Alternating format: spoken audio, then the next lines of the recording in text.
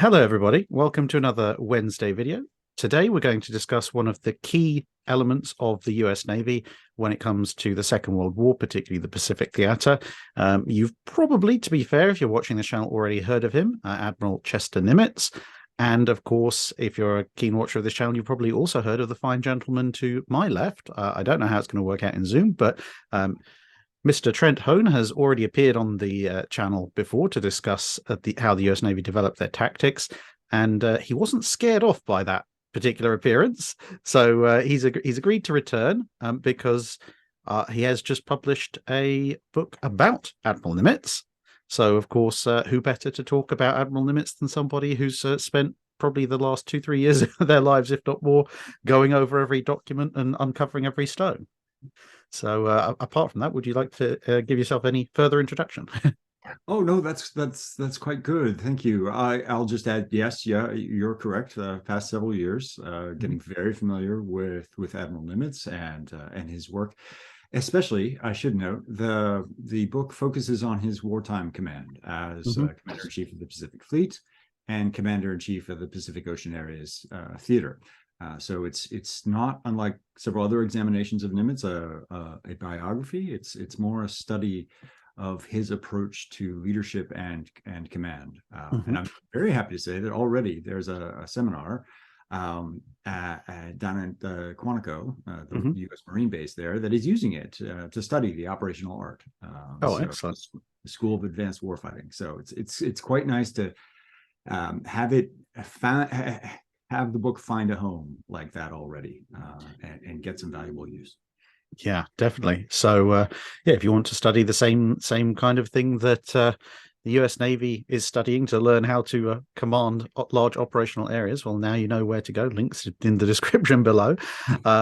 So, as a result, as viewers are going to probably appreciate, we're going to very quickly go through some scene setting and get to the main meat of obviously what made Admiral Nimitz famous.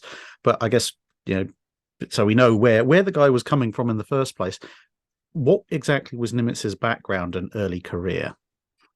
He's got an interesting background. Like many officers of his era, he had responsibilities for more than just surface ships. For Nimitz, he had a background in submarines as well. He had been familiar with submarines and was something of a diesel engineering expert early in his career.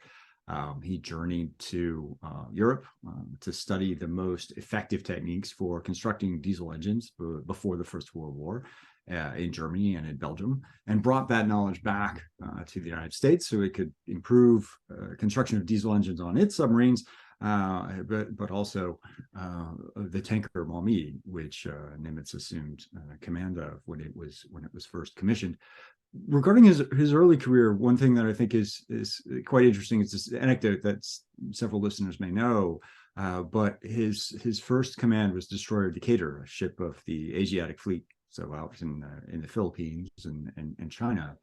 And Nimitz ran it aground in July of 1908, and the descriptions of this event I think are marvelous because it reveals some of the patience and calmness that he had in tense situations. Right. First command runs the ship aground, and allegedly what he did was he got out a chair that had been constructed with local materials that was on the ship, and sat on the forecastle, waited for the tide to rise so that they could get the ship off.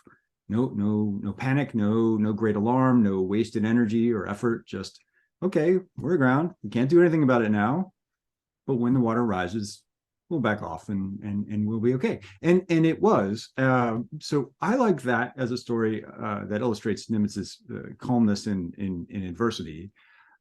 But many people today look at it to draw a contrast between the United States Navy of a little over a century ago and today. I think most destroyer commanders who ran their ship aground today would not have. It would have much more disruption to their careers. Let's say Nimitz faced with his. Yeah, and then I guess so. So he's started off in destroyers, as you said. He specialized in somewhat in submarines, and then obviously the U.S. Navy doesn't see a huge amount of combat experience in World War One. But then in the interwar years, obviously he's gone from being a destroyer commander to somewhat higher up the food chain. So what exactly is he doing in kind of the 1930s, in the years just prior to the US joining World War II? Nimitz has a variety of commands which build on and grow his talents, particularly at the management of personnel. So he became the assistant head of the Bureau of Navigation in the mid 1930s. By 1935, he was in that role. And then immediately prior to the war, starting in June 1939, he becomes head of the Bureau of Navigation. Now, later, the Bureau of Navigation becomes known as the Bureau of Personnel. So in that role, those two roles, both the assistant and the head, Nimitz is becoming familiar with not just sort of how to manage the sailors that are in the Navy, but also particularly becoming familiar with the officer corps. It's not terribly large before the United States enters World War II, and so he has a good understanding of particularly the senior officers, their capabilities, and what kind of billets they ought to be in. So he's routing them to the right place so that they can grow and advance in their careers. But at the same time, he's having the kinds of conversations with the ones who might be disappointed, because they didn't get a command that they desired. He's having the kinds of conversations that allow them to understand why that choice hasn't been made. So today we call these difficult conversations, right? You have to pull someone aside. They're disappointed. They didn't get what they wanted. But Nimitz develops a skill at having that kind of conversation and explaining why the choice has been made and why that officer, still has a valuable career and places to go, even if they didn't get the billet that they were most interested in. There's another role that Nimitz has earlier in the 1930s. He is commanding officer of the cruiser Augusta, and he is back in the Asiatic Fleet once again. Augusta was the flagship of the Asiatic Fleet. And his time there is interesting. Some of the junior officers, part of Augusta's wardroom, went on to become very, very senior officers, like Lloyd Mustin, for example. And in his oral history, Mustin recalls Nimitz's approach. He was very encouraging of his subordinates, particularly the officers of his ship, to take an interest in the education and the athletic capabilities of the sailors on the ship. So lead them through athletic competitions, make sure that they know how to go ashore and fire rifles and do it accurately. And if the officers didn't take an interest in these things, didn't help participate in furthering the education capability and understanding of the sailors, then Nimitz found something else for them to do, meaning routed them to some other ship or some other command. So he put his stamp on Augusta, and those who served with him recalled that many years later. And then, of course, that leads us to the Second World War itself. So what are the circumstances that lead to Nimitz being selected to be Commander-in-Chief of the Pacific Fleet in the aftermath of Pearl Harbor? Because he's not in that position on the morning of December 7th. No, he's not. He's still the head of the Bureau of Navigation. And interestingly enough, Nimitz had been considered for the position of Pacific Fleet Commander previously. So there was an officer, Admiral James O. Richardson, who was head of the Pacific Fleet, and he was relieved in February. Richardson and President Franklin Roosevelt had disagreements about the fleet being positioned at Pearl Harbor, and that in that forward position, Richardson felt it was exposed, felt that the fleet couldn't sustain itself sufficiently from that location, and did not hold back his feelings about the fact that was a bad idea. And the President Roosevelt, as is his prerogative, said, "Okay, fine. You don't agree with the strategy that my administration is employing, so you'll be relieved, and someone else will assume command of the fleet." Nimitz was considered. Nimitz was actually offered the position, but he declined. He felt that he would be advanced too far and ahead relative to other officers that he had become familiar with through his work in the Bureau of Navigation, and so he said no. Now, immediately after, so the officer who does assume command, obviously, is Admiral Husband Kimball, who is the fleet commander during the attack on Pearl Harbor.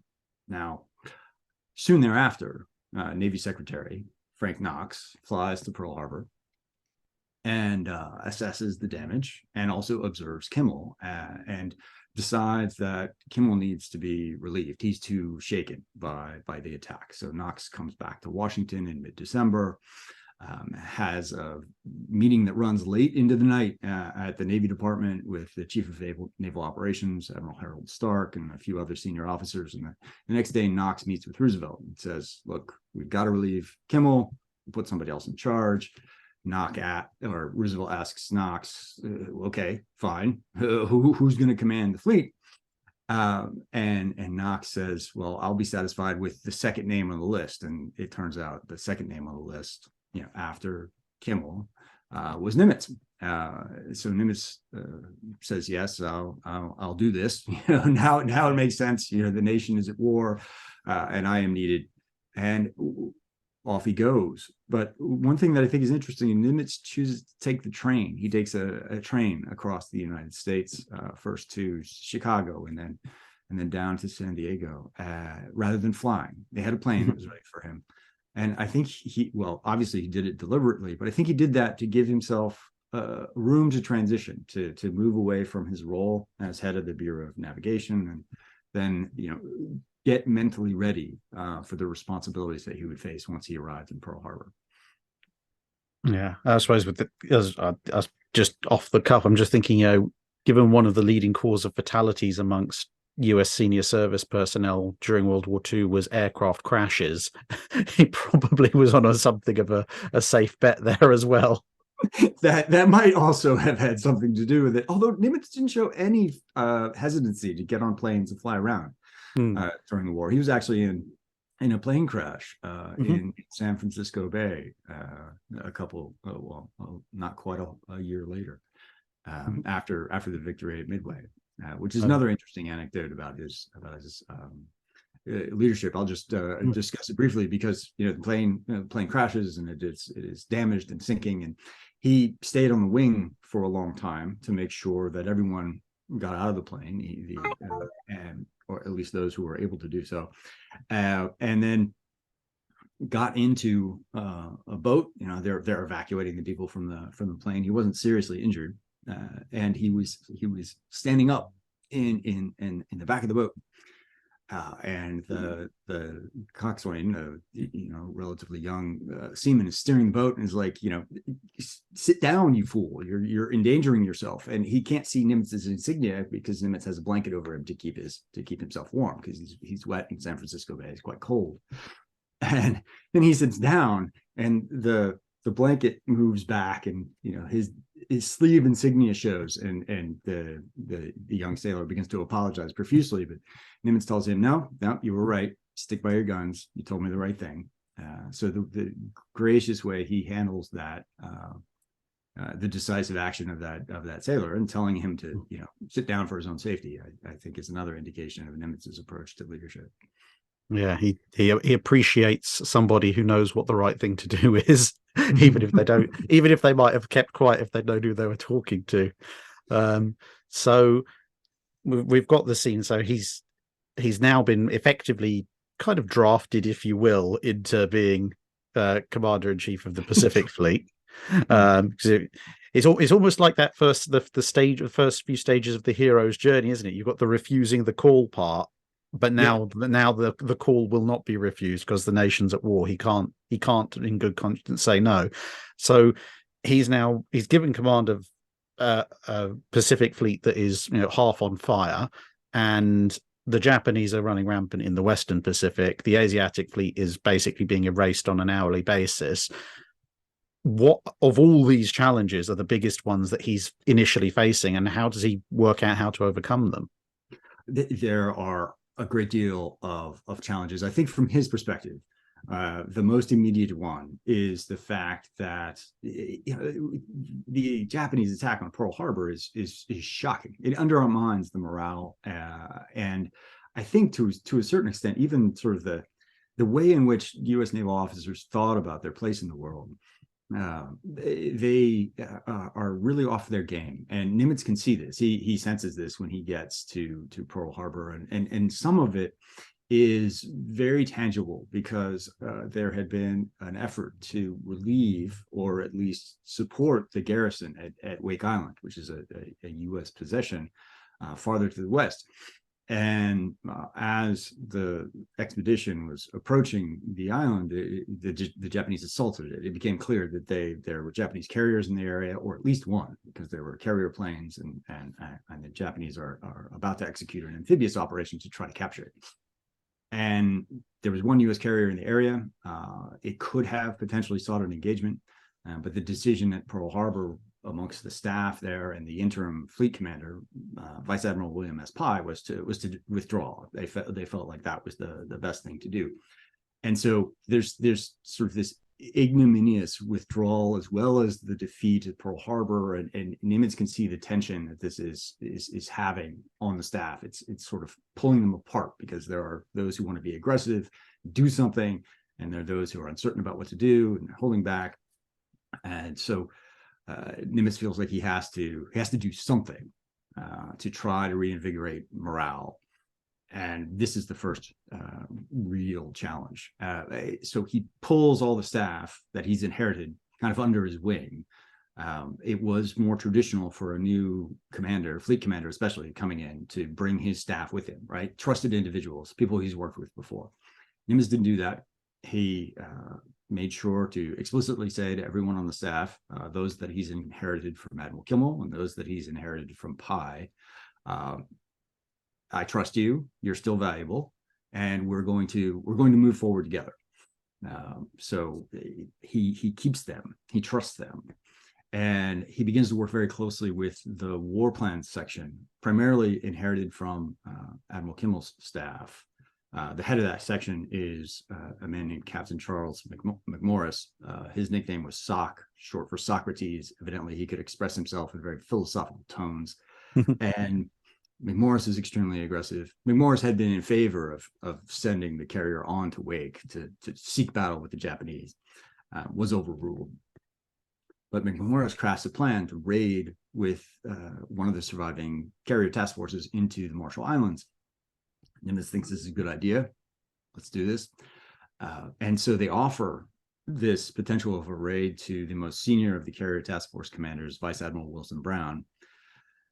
Now, I'm very confident that Brown, declined, because Nimitz years later said that his first choice for this initial attack said no, said it was too dangerous. And Brown was in Pearl Harbor at the time. The plan was for Brown's task group initially. Brown says no, but Nimitz is like, okay, I understand. Big shock from Pearl Harbor, etc. You can still be valuable, so I'll look for somebody else. Vice Admiral Halsey's carrier task force comes into Pearl Harbor. Nimitz offers the job to Halsey, and Halsey evidently says, "I'll go anywhere. Give it to me." So his carrier task force and that of Rear Admiral Frank Jack Fletcher cover a reinforcement convoy to Samoa, then head north, and they execute this plan. And along the way, because it becomes clear that most of the Japanese attention is focused to the south, cutting through the Netherlands, East Indies, and towards Australia, Nimitz tells Halsey to be even more aggressive than the initial plan suggested, and Halsey is. He and Fletcher raid targets in the Marshall and Gilbert Islands on the 1st of February. So that is one thing that begins to overcome this challenge Nimitz has faced about how to reinvigorate morale, because now it's clear the fleet can strike back. The other challenge Nimitz has is he's got a new commander-in-chief of the fleet, Admiral Ernest King, breathing down his neck, and King isn't confident that Nimitz is the right guy for this job. And so he's got to work to win the confidence of Admiral King as well. And there's more to that. I could go on now, but I feel like this is probably a good spot to pause and let you ask another question, because there's different ways to take this. Yeah, well, I suppose we are going to talk a little bit more about King and Nimitz's relationship as we get further on. So he's sort of, I guess he's brought the US Navy back from the shock of what's happened at Pearl Harbor. He's got them on the offensive to a degree, and as we know, especially in early 1942, some of the key elements of the US offensive were as a result of, or heavily influenced by, signals and other intelligence being able to read the Japanese codes. And obviously you have similar developments like back over in the UK with the German codes and Bletchley Park. And when everyone talks about Bletchley Park in the UK, one of the big balances is how do you use what you've got without giving away to your enemy that you know what their codes say, because it, you know, if you use it too much, it's obvious you must be reading their messages. But if you don't use it at all for fear of revealing your sources, well, then you might as well not know what's going on. It's not going to help. So how does Nimitz balance that sort of that careful equation that he's got to do of taking the signals and other intelligence he's receiving and then using enough of it to benefit the US Navy without, without selling out to the Japanese that he knows actually what's going on, and then they change their codes and it's all back to square one? That is an excellent question. I think early on, it's not that great of a challenge for him for a couple of reasons. One is it was difficult to read much of the Japanese codes. There had been efforts to try to break the Japanese Navy's main code, JN25, JN25B. Before the war, but not a great deal of progress is made. But once war comes, there is collaboration amongst the allies and a greater pooling of resources and increased capability. And the Signals Intelligence Unit at Pearl Harbor, which is not under Nimitz's command officially, it's part of the 14th Naval District. It's called Station Hypo. Hypo is H in the Navy's alphabet, so essentially the Hawaii station. It begins to work on the code and couples it with the good work that they've done already in terms of signals intelligence to be able to use direction finding and understanding how Japanese radio operators are keying their sets to be able to identify which ship happens to be where, or which ship is communicating from where. And so early on, Nimitz uses this to begin to understand the impact that he is having on the Japanese, because initially part of the tension with King is King doesn't think that the raid that Halsey conducted and some of the follow-on attacks that Halsey undergoes are having much of an impact. But signals intelligence begins to reveal that they have. So that first raid in the Marshalls, the Japanese held back their 5th Carrier Division, a pair of carriers that had initially struck Pearl Harbor. And that's an important fact, because now Nimitz knows, oh, wait, I can have an impact on how they disperse their forces, even with these relatively minor raids. When King becomes aware of that, and through some conversations as well, King backs off a little bit. Previously, he had been insisting, use battleships, attacking the Central Pacific with those, which, we can, with hindsight, understand that probably would have been a bad idea for numerous reasons. And then eventually, through a number of these raids, including, the famous Doolittle raid, Nimitz begins to get enough information through the signals intelligence and the cryptography and so on, that the order of battle for the Japanese effort to take Port Moresby by sea in early May 1942 is revealed. And Nimitz thinks, well, this is a great opportunity, because now I could potentially ambush some of the Japanese carriers. And this leads to a chance for him to explain or to show Admiral King how he's going to approach the Pacific War, because King isn't sure Nimitz is aggressive enough. Nimitz now has crafted a plan with his war plan section that is going to seek a carrier battle in the Coral Sea. They had a prearranged conference at the end of April in San Francisco. Nimitz flies there, shares his intentions with King. King is like, oh, really? Hey, doesn't approve the operation right away, though. Thinks on it. But by the time Nimitz gets back to Pearl Harbor, it's been approved. That triggers the Battle of the Coral Sea. Now, one of the things that I think is interesting here is the Japanese are like, oh, great, U.S. carriers are out. We have a chance to destroy them. So even though this is a potential lapse of their information security, they look at it as a positive outcome that they fail to seize, because they're looking to destroy the U.S. carriers. They're the last really mobile Allied force in the Pacific. And it is a little surprising to me that they don't the Japanese don't seem to put it together at Midway, because Midway follows soon thereafter, also very much the result of code breaking and signals intelligence. And I think part of the reason is they had gamed a similar potential outcome beforehand, right? What happens if there is, foreknowledge or something, and the U.S. carrier forces happen to be in an advantageous position on the Japanese flank? Well, bad things happen in the game, and bad things happen in reality. So that perhaps that had anchored them to this idea that was possible, even without insight into their plans and operations. So Nimitz continues to use signals intelligence aggressively, where I think there's potential for him to have gone too far is in April 1943, the famous incident where the travel itinerary of Admiral Yamamoto Irisoku is revealed.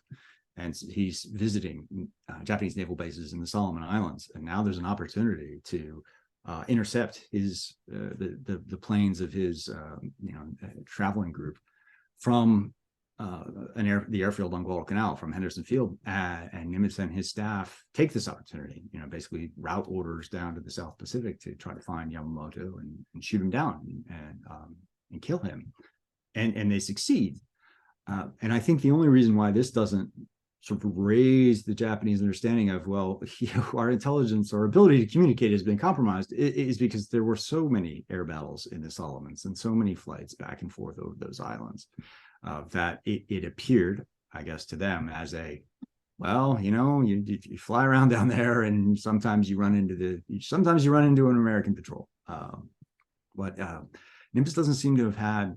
I mean, part of the challenges is fragmentary, right? At any given time, I think the number is something like 25% of the messages could be translated and read. So that's part of it.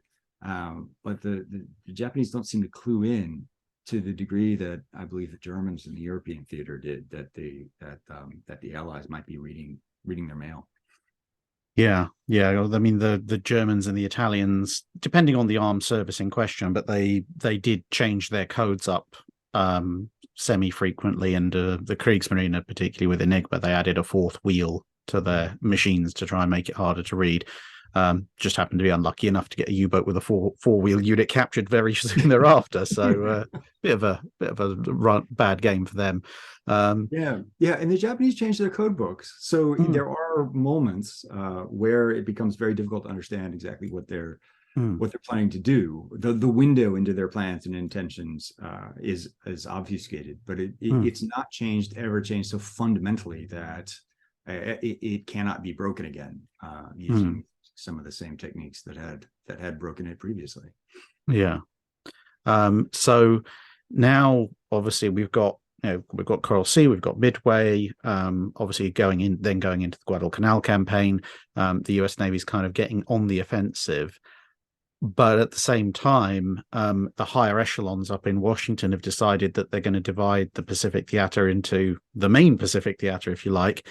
And then they've given MacArthur his own little fiefdom in the southwestern Pacific area to run around in, with such genius ideas as, let's take what's left of the U.S. Navy circa autumn 1942 and charge headlong at Rabaul, the heavily fortified fortress of the Japanese, because that's never going to go wrong at all. How on earth does Nimitz wrangle somebody as determined to go their own way as MacArthur, given that MacArthur, technically speaking, has his own separate command, without it all going horrifically wrong? Yes, that incident that you're referring to is lovely to come across in the original records, right? Because it's in the aftermath of the Battle of Midway. It's obviously a victory, and MacArthur shares his intentions or desire with the press, makes it public. Give me carrier forces, give me an amphibious division, and I will take Rabaul. And in the communication between Nimitz and King, there's some Can you believe he did that? They don't say that, but Mm. that is the impression one gets from reading it. They are obviously frustrated by this idea, and they're not about to give carrier forces to MacArthur. They Mm. weren't about to do that through the entire war. Give him escort carriers for amphibious operations, sure, absolutely, why not? But not the big carriers, not in 1942, Mm. and not thereafter. So I think it's quite frustrating for Nimitz. He displays an ability to work well and to collaborate with the army, but MacArthur is especially challenging. There is a moment in Noumea. Nimitz goes to Noumea at the end of September 1942. The offensive at Guadalcanal isn't going terribly well. MacArthur's operations in New Guinea are also not going terribly well. The Japanese are well equipped or fairly well equipped in both areas, and so there's some question of whether or not the Allied forces can be victorious. And so Nimitz visits Vice Admiral Robert Gormley, who's commanding the South Pacific area at that time. Representatives from MacArthur's theater come as well, and there are some tense discussions about, why is the Navy arranged the way it is, concentrating in the Solomons around Guadalcanal. Why isn't it helping MacArthur more? Why isn't the Army being used to help reinforce the Marines at Guadalcanal, et cetera? And Nimitz does a very deft job at sort of channeling the discussion away from these potentially fractious debates. What do we need to do? Well, we need to work together. And where do we need to win? Well, we need to win at Guadalcanal, because then we can prevent the Japanese turning the corner. That's the phrase that they use, and entering the Coral Sea and attacking MacArthur from the flank. So Nimitz basically explains the Navy's strategy, his conceptualization of fighting in the Pacific around this time. That is why MacArthur's naval forces are relatively small, because the Japanese Navy has to get stopped there in the lower Solomons. It turns out that it works very good. So then there's an opportunity, like you were saying, to go on the offensive, and there's a debate. Because by now, Gormley has been relieved by Halsey. He's commanding the South Pacific area. King and Nimitz want him to continue his offensive northwest through the Solomon Islands, but that would run into MacArthur's theater, right? So the boundary between the theaters becomes this challenge, and MacArthur isn't really ready to undertake an offensive yet. So there's a delay. There has to be a conversation in Washington in early 1943, a meeting of representatives from the theaters. How are we going to progress offensive operations? And eventually there's an agreement. MacArthur will oversee the operations in the South. So although Halsey will remain part of Nimitz's theater and will report to Nimitz, and Nimitz will control the ships of the Pacific Fleet, Halsey will coordinate and sort of take oversight and direction from MacArthur, so that the two of them can approach Rabaul on mutually supporting axes. And it works. And that gives Nimitz an opportunity to, with an improving situation in the North Pacific, I can say more about that, but to begin to think about how best to utilize the forces of the Pacific Fleet as it grows, due to the industrial capacity of the United States and the decisions that had been made immediately before the war to build up the fleet, how to create an offensive through the Central Pacific. And then these offensives in the South and in the Central Pacific become mutually supporting. And this is something that the Joint Chiefs of Staff are very conscious of. King uses the term whipsaw. King was the primary naval representative on the Joint Chiefs of Staff. And then one of the Army representatives is the Chief of Staff of the Army, General George Marshall. He likes this idea as well, right? Because they think it will keep the Japanese off balance, and it does. There's a moment that's very key when it does in November 1943. Nimitz is about to take the first step of his offensive to capture the Gilbert Islands, and the Japanese combined fleet is ready. They are based at Truk. They've sorted from it a few times because they think some of the preliminary operations Nimitz is conducting are the amphibious assault that they're anticipating. But before that can occur, Halsey lands on Bougainville at Empress Augusta Bay. that threatens Rabaul, because now single engine planes, not just longer reaching planes, can attack Rabaul, from a base there.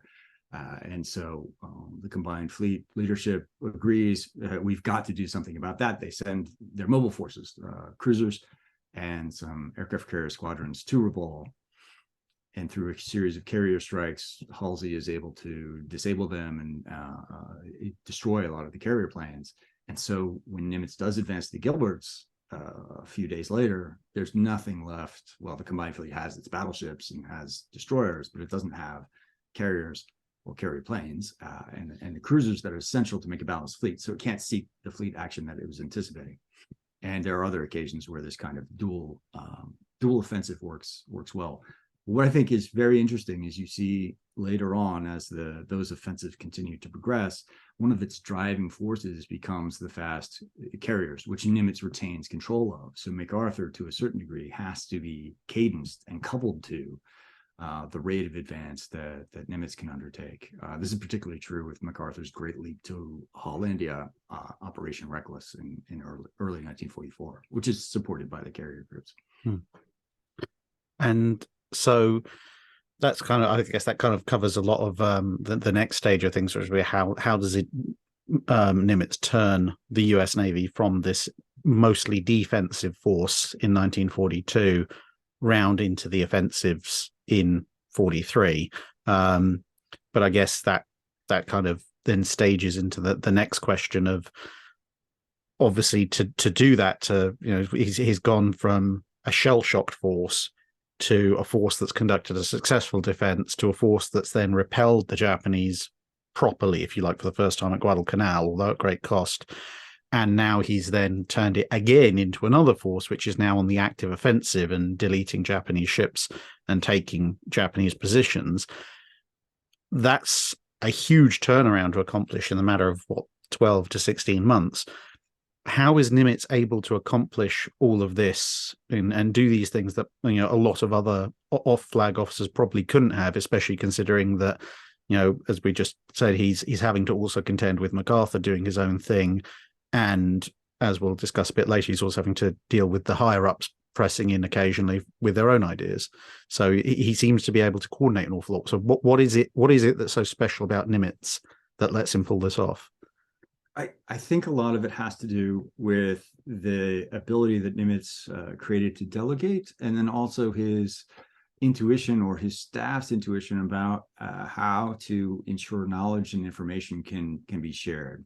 So you're quite correct. Guadalcanal is costly, but there's learning opportunities that occur there, and in the earlier battles, the Coral Sea, Midway, there's carrier fights. And one of the things that we talked about before in my book, Learning War, focused on is the Navy's ability to learn and evolve its tactics. Well, it can do that, but there has to be some capacity, some sort of mechanism that can go through and assess these lessons and determine what to do with them. And early on, Nimitz was diligent about creating that capacity. So when the United States entered the war, the fleet had type commands, a command for destroyers, a command for battleships, a command for aircraft carriers or planes. But the commanders of those organizations were dual-hatted. So, for example, Halsey was commanding a carrier task force, but he was also commander of the airplanes of the battle force. So he was the type command for that. He was responsible for tactics and doctrine for that. And Nimitz realized, within the first month, this isn't feasible. An officer like Halsey can either command operations or he can be assessing lessons and then instituting new tactics and techniques. He can't do both. That's impossible. So he ordered all the current type commanders to establish a type command organization ashore that could do the administrative work, that could be looking at action reports, that could be studying the state of the art with regard to tactics, and then issuing instructions that build off of what had been learned in combat. And so this capacity to assess what is going on and then learn and disseminate new techniques is a key part of this. So Guadalcanal is costly. But over the course of the fighting, new approaches and new techniques are being introduced and issued. Famous one, November 1942, is the first instructions to establish a combat information center, something that is going to allow the Pacific Fleet to harness the capabilities of radar. There's also a new set of instructions that follow soon thereafter about how best to employ forces at night, building off of pre-war work about the night search and attack, but informed by wartime experience and the skill and ability that Japanese formations had shown. There's also the new manual, PAC-10, Pacific Fleet Current Orders and Doctrine, in June 1943, which essentially builds off of the lessons of the carrier battles of 1942 and offers a new approach to organizing the fleet and disseminating tactics, doctrine, and plans. I see it as the foundation for transforming the fleet from a centralized battle fleet that could sort of fight one way to a more dynamic organization that could fight as a network of carrier task forces when necessary, but also coalesce to be a uniform battle fleet when required. Now, Nimitz's staff is able to do these things and at the same time plan for the upcoming Central Pacific offensive because he's delegated very well to Halsey in the South. So Halsey essentially can run the war in the South in concert with MacArthur, advancing up through the Solomons. Halsey demonstrates his ability not only to lead in this respect, but also is very collaborative with the Army, works out new logistical approaches and procedures that can sustain that offensive and keep it moving.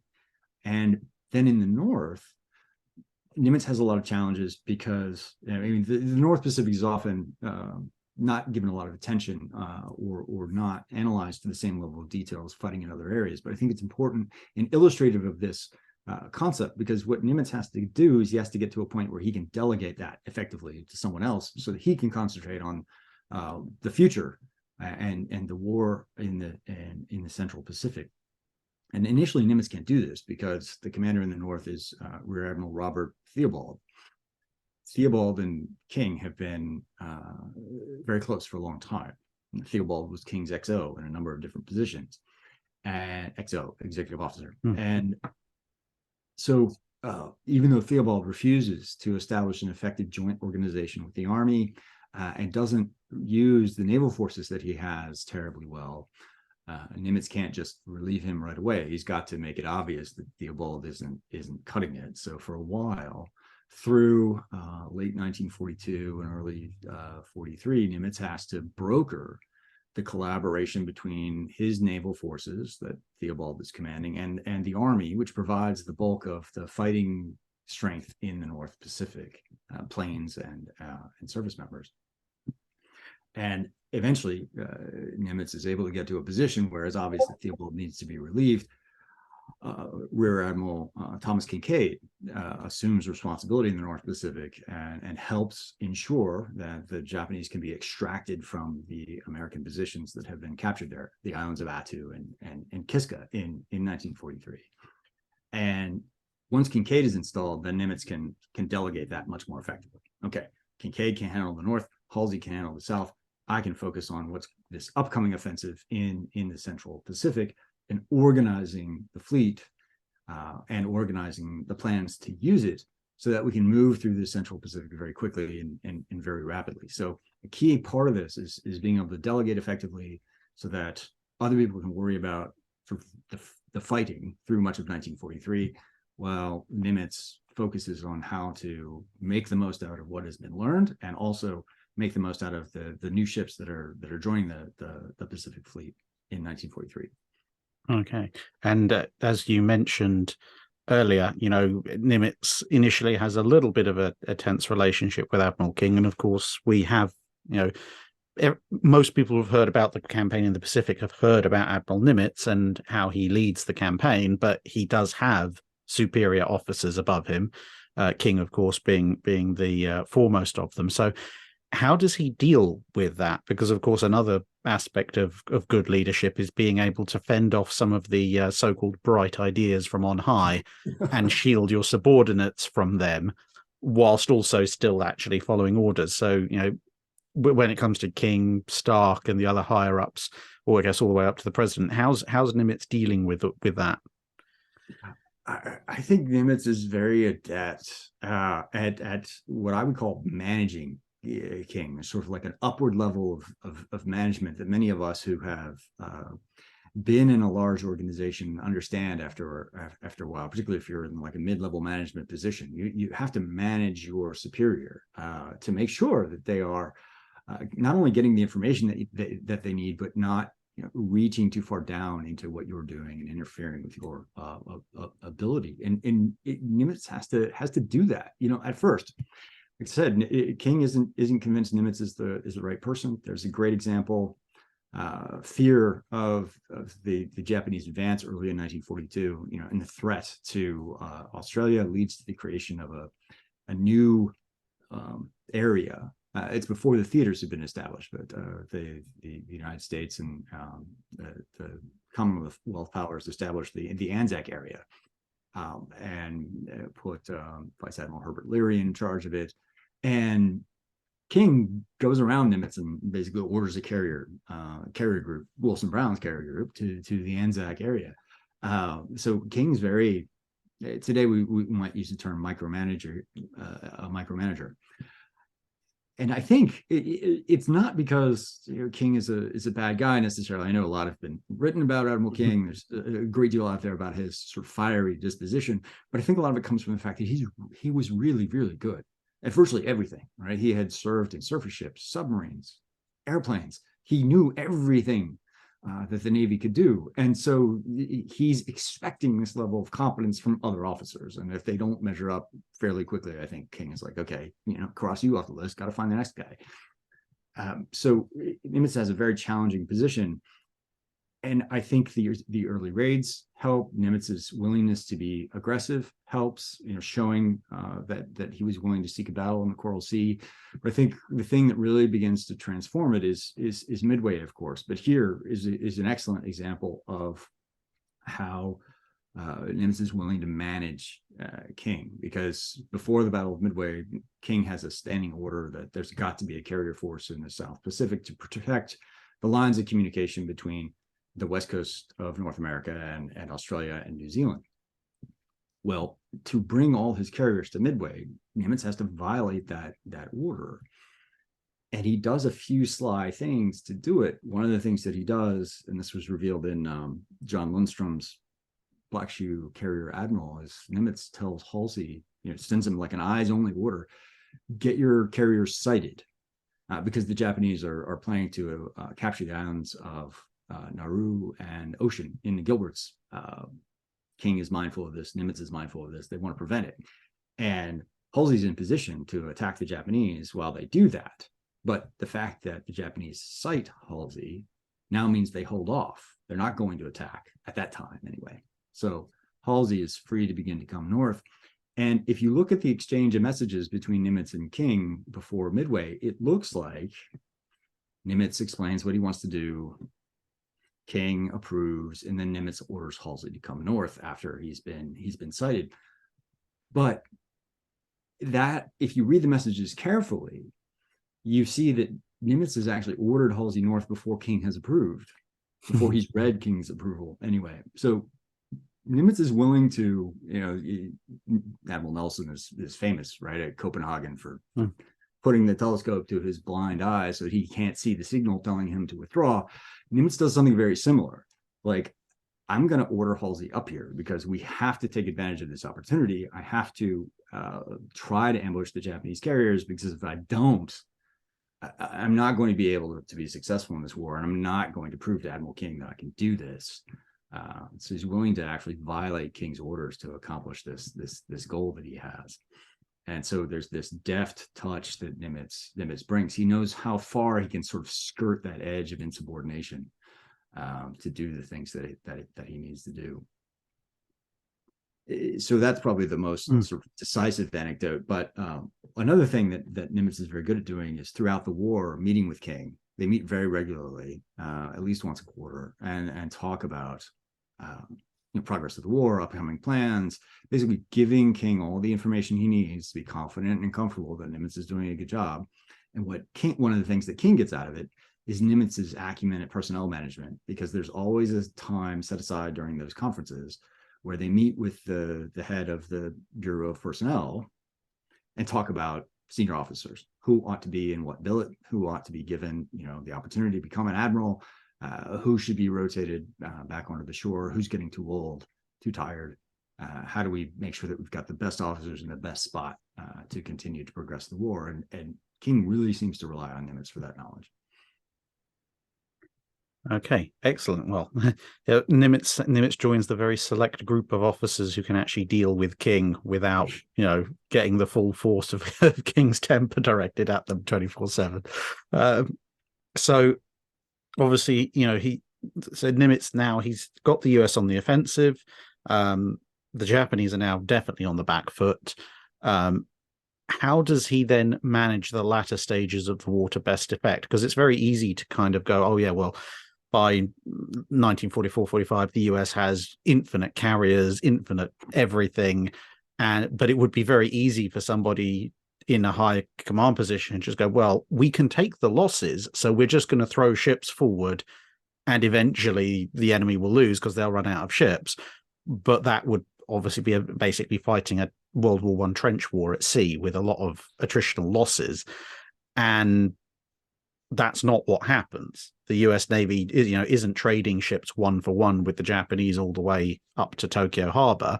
So how does Nimitz manage that, sort of taking his massive advantage, but then turning that not just into success on the battlefield, but success on the battlefield in a way that minimizes his own losses, and obviously maximizing the enemies?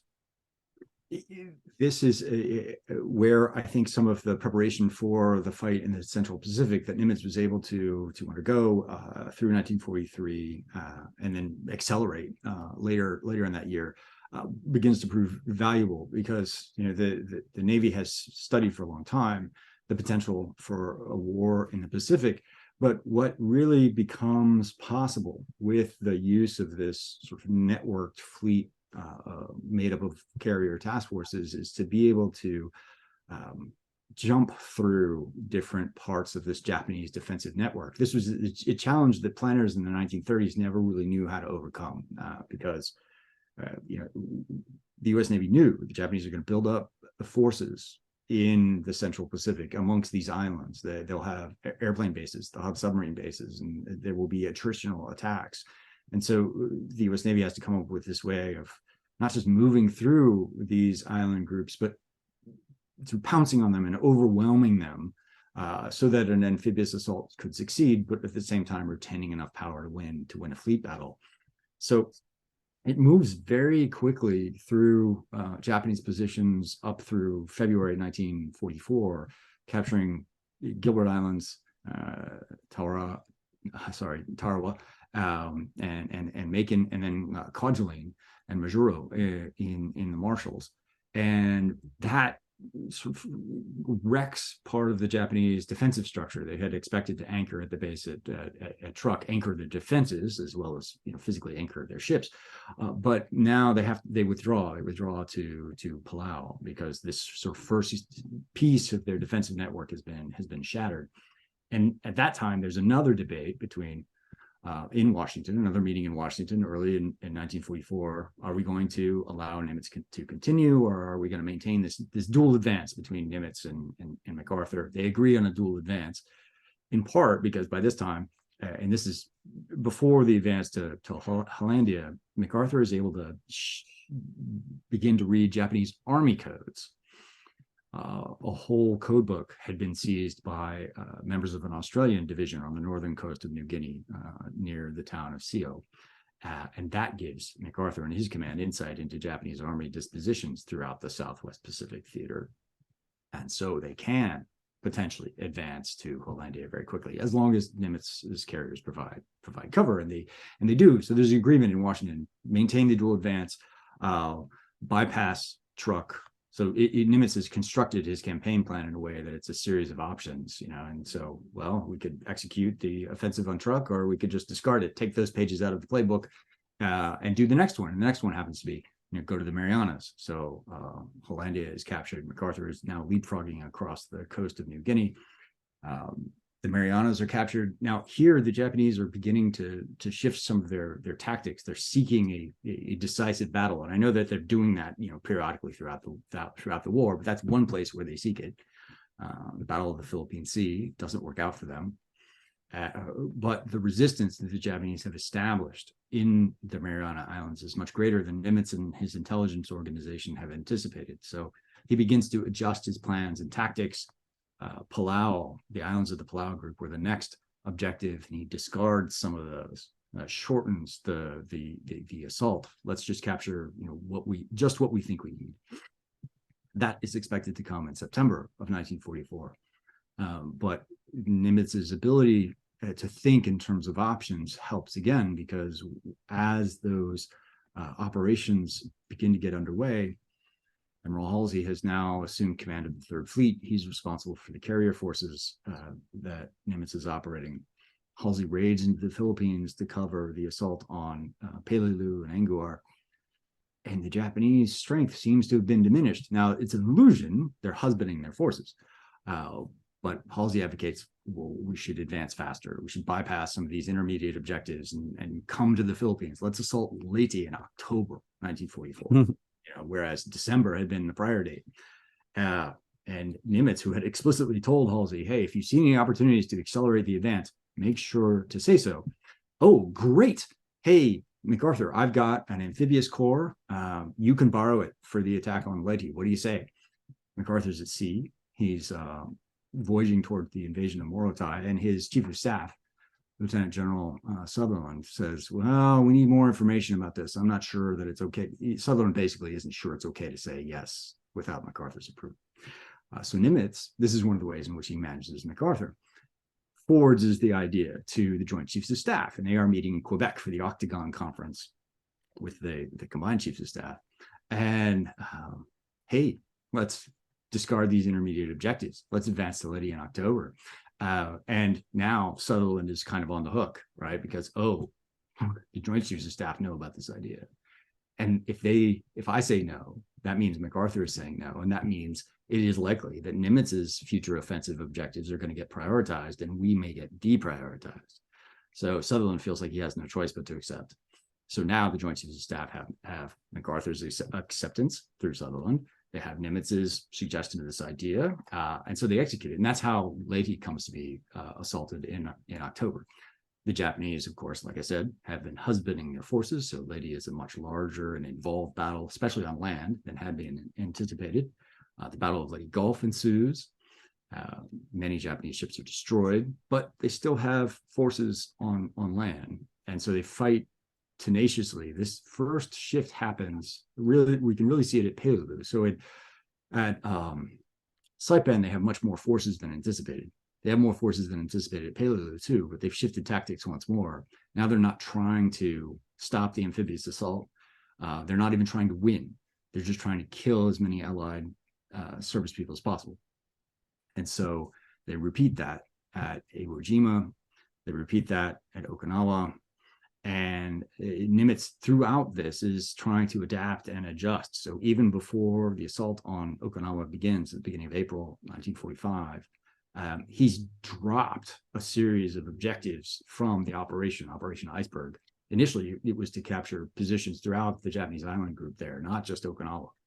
But because of the bloodshed on Iwo Jima, well, there are certain objectives we don't need. Let's not even bother.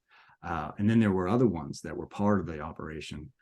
But as the fighting on Okinawa proceeds, and as it becomes clear that Okinawa will support all the airfields Nimitz intended to establish, those other objectives are dropped as well. That's one of the reasons we think of Iceberg as synonymous with Okinawa when it wasn't in its initial conceptualization. So what I think was very interesting about your question is you're saying, well, there are infinite carriers, but the United States chooses not to trade one for one because the Japanese didn't want to fight that way either, right? They know there aren't infinite carriers. They know that the only way that they're going to win is to convince the citizenry of the United States and other allied nations that the war isn't worth fighting. It's not worth the cost in lives and treasure. And so this Japanese approach is running up against Nimitz's approach, or what I would call Nimitz's approach, sort of like a maneuverist concept of naval warfare against a very attritional concept, with the target of not just killing people, but affecting the morale of the American people. And so that's the contest that is going on in the last year of the war or so. It's that sort of contest, and the maneuverist approach ultimately wins out, but only once the second atomic bomb falls and the Soviet Union enters the war against Japan, which is sufficient to convince Emperor Hirohito that the Japanese military cannot ensure the survival of his people as a nation, and so he opts to surrender after that. Fair enough. Well, that's obviously a very worthwhile approach, in that as you said, the Japanese want the attrition, and any commander with a lot of resources will always be tempted to go, well, yeah, sure, they want an attritional battle. They'll have an attritional battle. We'll win because we have more stuff. But Nimitz obviously is turning around and going, well, we could, but there's a better way to win that doesn't involve me losing half of the Essex production line. Well, I'm sure there's plenty of people who are very grateful that their fathers and grandfathers and brothers and cousins and sons all came back as a result of that. So obviously that kind of encapsulates Nimitz's entire arc, from effectively just being thrust into here, have this slightly broken and on fire command in 1941 to congratulations, you managed to turn it around, so now the enemy nation is broken and on fire. Well done. You have won. Obviously there's a whole lot more to what Nimitz did during the war, so if people want to learn more about that, then obviously say link in the description below, probably picture coming up somewhere on screen right now, of the book. And thank you once again to yourself, Trent, for coming on and chatting to us about a bit about what you've spent the last few years of your life looking through. And of course, for those of you who happen to be in the States listening to this at roughly the time of broadcast, if you happen to be somewhere in the vicinity of, say, the battleship New Jersey on February the 11th, 2023, then if you show up, well, have a look on Battleship New Jersey's website first to make sure what the arrangements are. But if you show up at that at the battleship on that date, you'll find both myself and Trent Hone. And he's the author, so he'll have books you can sign, he can get signed for you. I'll just kind of be there. Read the book first, because obviously the author who wrote the book will know whether you've read the book or not. And then you can ask some additional questions. Who knows? We'll see what else we're going to be discussing on that day. So obviously there are other books as well, Learning War, which we discussed previously. Again, links below and pictures on screen now, and other publications I'm sure as well coming. So thank you very much again for coming on, and hopefully we will see you on the channel at some point in the future when you've come up with another book, or if you just want to talk about something else that you've learned about during the years. Oh yeah, there will be plenty of things, and there's a book coming out. Should be next spring, if everything goes according to plan. Although I probably just jinxed it. Vince O'Hara and I have co-edited a volume on night combat through the 20th century, and we assembled a really good team. So each author wrote a chapter on different navies and a different time period, and we're really looking forward to that. So some of us would like, I'm sure, to join you and have a conversation about it, or perhaps all of us. We'll have to see. Yeah, definitely. Yeah, the night fighting is going to be an incredibly interesting book to read, and I quite like night fighting, just as a personal niche in naval history as well. So I'm really looking forward to having that all done. So again, watch out for that as well, coming to all good bookshops near you, and online. So see you guys all again in another video at some point. Bye. That's it for this video. Thanks for watching. If you have a comment or suggestion for a ship to review, let us know in the comments below. Don't forget to comment on the pinned post for dry dock questions.